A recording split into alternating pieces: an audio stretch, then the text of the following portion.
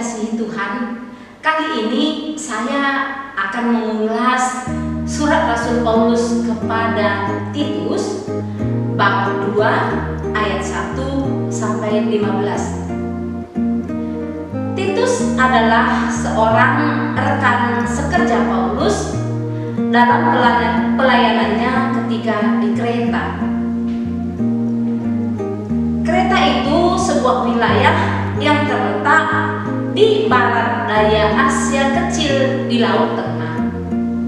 Paulus meminta Titus untuk tetap melanjutkan pelayanannya di Kreta.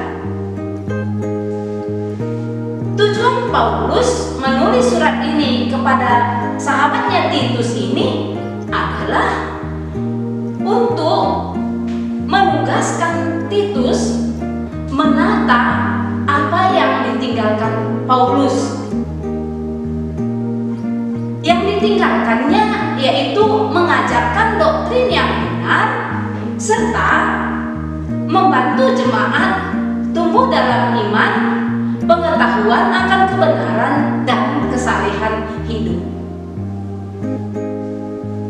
Saudara-saudari yang dikasihi Tuhan, dalam surat Paulus kepada sahabatnya Titus ini ada beberapa teladan hidup yang dituliskan Rasul Paulus.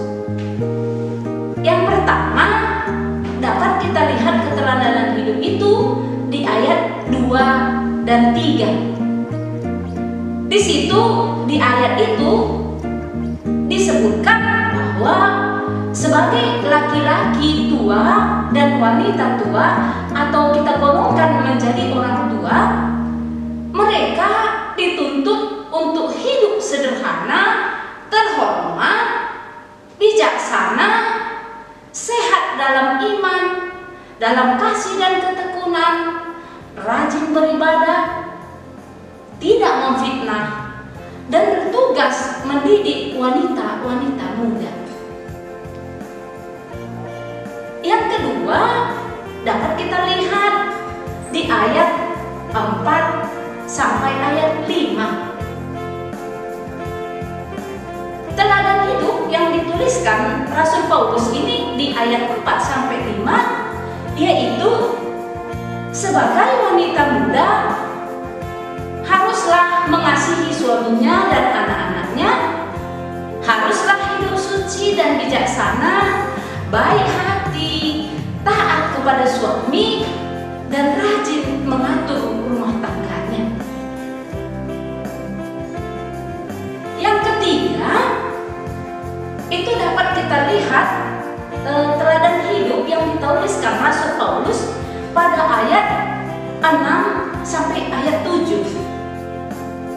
Dalam ayat ini disebutkan sebagai orang muda harus bisa hidup menahan diri dari segala hal yang tidak baik, menjadi teladan dalam berbuat baik, jujur, dan bersungguh-sungguh.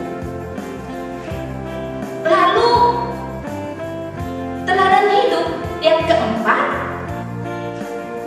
kita lihat pada ayat 9 sampai 10. Dalam ayat 9 dan 10, teladan hidup yang dituliskan Rasul Paulus itu yaitu hamba-hamba hendaknya taat kepada tuannya, tidak membantah, tidak curang, selalu tulus dan setia dalam bekerja. Saudara-saudari yang dicintai Tuhan, tanpa kita sadari, kadang dalam memenuhi tuntutan hidup zaman sekarang ini, kita lepas dari aturan dan teladan hidup yang benar. Kita seringkali lalai dalam melaksanakan keutamaan hidup ini.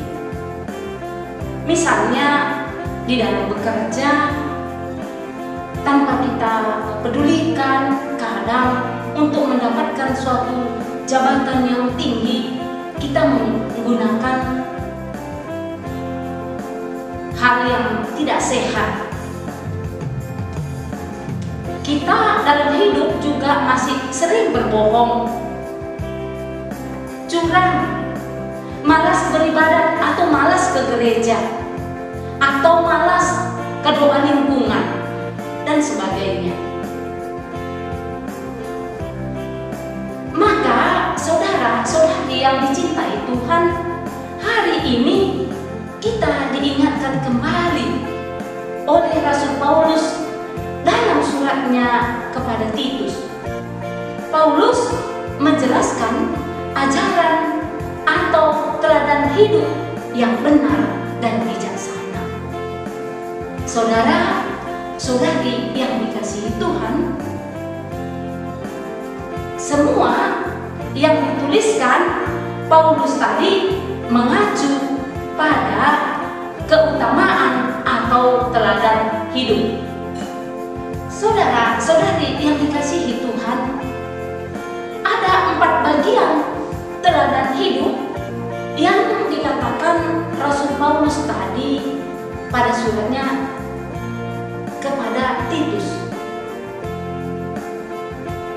Dari situ kita bisa mengukur diri kita di bagian mana kita saat ini.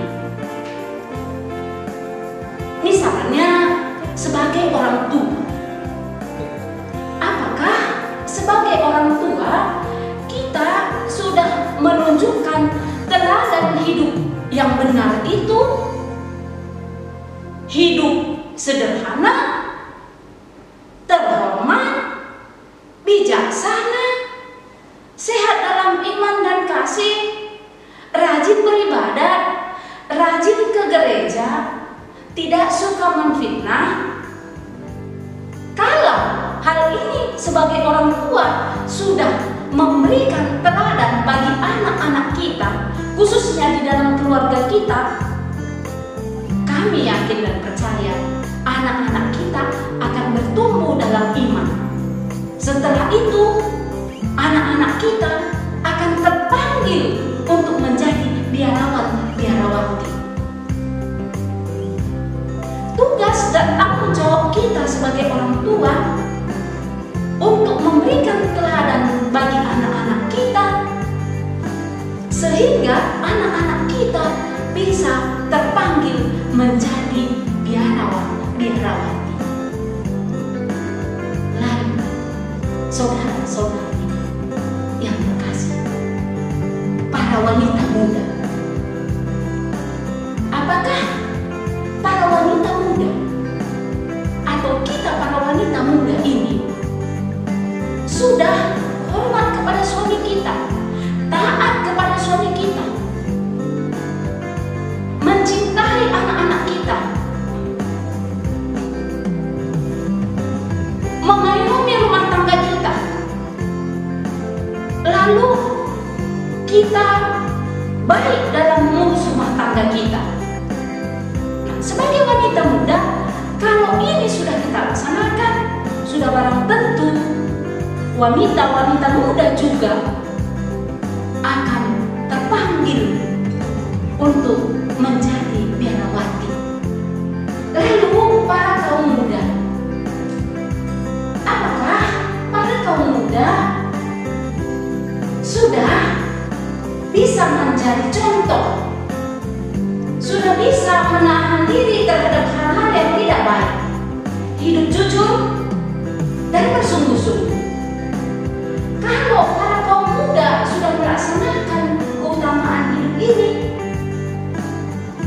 sudah pasti para kaum muda-pemuda akan banyak terpanggil untuk menjadi biarawan. Begitu juga para hamba atau pekerja, apakah sudah bekerja dengan sungguh-sungguh, jujur, taat kepada tuannya, selalu tulus dan setia dalam pekerjaannya? Saudara-saudari yang dikasihi Tuhan, ini menjadi tugas dan tanggung jawab kita dalam menanggapi panggilan Yesus sebagai murid yang setia dan sejati. Kebajikan dan teladan hidup adalah buah yang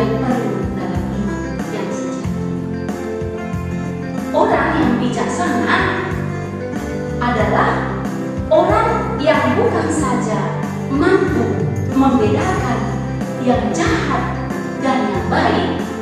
Namun terlebih dari itu, orang yang bijaksana adalah orang yang mampu melakukan yang baik, menjauhi hal-hal yang jahat. Kita sudah diberi petunjuk untuk menjalani hidup. Semoga kita mampu. Amin.